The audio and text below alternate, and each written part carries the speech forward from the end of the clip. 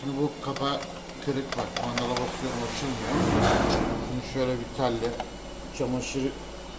çamaşır telleri oluyor, böyle ipleri içinde tel olan, onlarla olur. Ayakkabı bağcı olur, biraz zor olur ama olur hepsi. Şöyle bir tel olur.